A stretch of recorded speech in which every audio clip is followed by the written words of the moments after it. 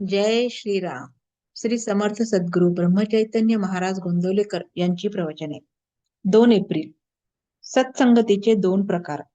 सत्संगती अति अपूर्व काम करणारी आहे. संतांची संगत 2 प्रकारे होऊ शकते. एक, संतांच्या देहाची. दुसरी, संतांनी सांगितलेले साधन करीत राहण्याची. यापैकी पहिली म्हणजे संतांच्या देहाची संगती लाभणे फार कठीण आणि दुर्मिळ.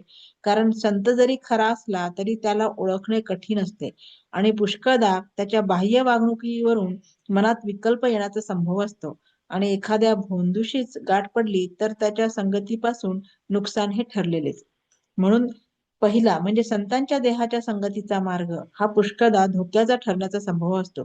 दुसऱ्या मार्गाने जाण्यात म्हणजे त्याने सांगितलेले साधन करण्यात बिलकुल धोका नसतो. कारण खरा संत काय किंवा भोंदू साधू काय, कोणीही झाला तरी तो दुसऱ्याला सांगताना खरे आणि बरोबर असेल तेच सांगेल. तो भोंदू असला तरी आपला भोंदूपणा लपवण्याकरता जे बरोबर असेल तेच सांगणे त्याला जरूर असते. साधकाने शुद्ध भावनेने ते साधन केले की सत्संगतीचा फायदा मिळून त्याचे काम होते.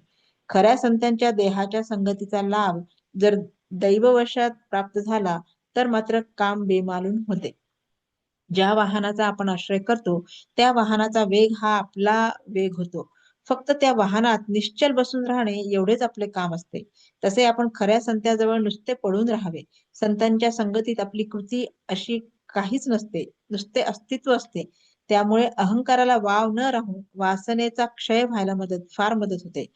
तुकाराम महाराजांनी देवाजवळ धनसंपदा मागितली नाही, मुक्ती देखील नको असे म्हटले, फक्त संत संगती दे असे म्हटले. संत संगाने नाम घेण्याची बुद्धी होते. बुद्धीची स्थिरता ठेवणे हे फक्त नामानेच साधेल. नाम जरूर तेवढे ठेवते आणि बाकीचे नष्ट करून टाकते. पण अनन्य भावाने नाम घ्यावे. नाम घेता घेता बुद्धीला स्थिरता येते आणि मग मनात विकल्प न येता संतांच्या देहाच्या संगतीचा खरा फायदा घेता येतो. सत्संगतीत कष्टाशिवाय ईश्वर प्राप्ती होते. संत संगतीत साधने आपोआप होत असतात. त्यांच्या पूजनाबरोबर पूजन, भजनाबरोबर भजन, श्रवणाबरोबर श्रवण, स्मरणाबरोबर स्मरण आपोआप होते. सत्संगतीत स्वतःची विस्मृती होते आणि नामस्मरण घडते. म्हणून प्रयत्नाने संत संगती करावी. तिथे प्रारब्ध आणू नये. सत्संगतीत राहून नाम घेतले तर देहबुद्धीच्या कोंडीतून बाहेर पडता येते.